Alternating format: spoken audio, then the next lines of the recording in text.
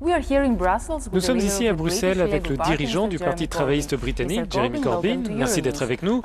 Monsieur Corbyn, l'appartenance du Royaume-Uni à l'Union européenne est en discussion avant que les électeurs britanniques se rendent aux urnes. Pourquoi souhaitez-vous de voir votre pays rester membre de l'Union alors que vous l'avez qualifié de non démocratique par le passé? Je veux voir une Europe plus démocratique, une Europe socialement plus juste, une Europe plus équitable, mais je ne crois pas que nous y parviendrons en la quittant. Lors du congrès de notre parti, nous avons voté pour rester dans l'Union européenne, mais que nous devrions faire campagne en faveur d'une Europe plus sociale. David Cameron veut aussi voir le Royaume-Uni rester au sein de l'Union. Il veut juste une autre relation politique. Quel serait l'impact pour votre pays? Je ne suis pas sûr de ce qu'il veut atteindre, parce que derrière tout cela, ce n'est pas en fait à propos des négociations qu'il mène ici, c'est à propos des querelles au sein du Parti conservateur, de ce grand nombre de personnes qui ne veulent pas faire partie de l'Union européenne, qui ne veut rien avoir à faire avec l'Europe. De plus, l'aile du Parti conservateur qui ne veut pas quitter l'Europe veut avant tout un marché européen libre plutôt qu'une Europe de la justice sociale. Vous parlez d'une Europe sociale, mais en ce moment à Berlin, à Paris et dans d'autres capitales, l'Europe est davantage un marché libre.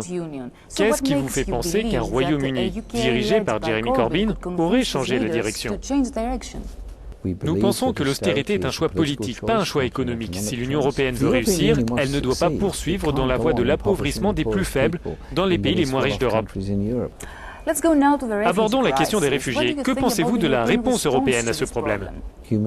Les personnes désespérées qui fuient la guerre et les désastres devraient être réparties à travers l'Europe. Je pense qu'il faut féliciter l'Allemagne pour le nombre de réfugiés qu'elle est prête à accueillir. Et mon propre pays, qui ne participe pas au système européen, évoque à la place l'arrivée sur 4 ans de 20 000 demandeurs d'asile basés dans des camps de réfugiés au Liban et en Jordanie. Votre pays devrait participer à ce dispositif de répartition obligatoire des réfugiés?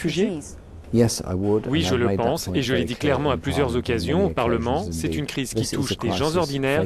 Ces gens ordinaires méritent notre aide et le soutien humanitaire de nous tous. Une dernière question, quelle est votre vision de l'Europe?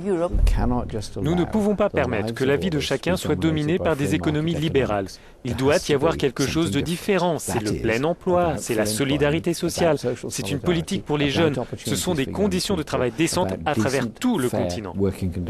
all across the continent.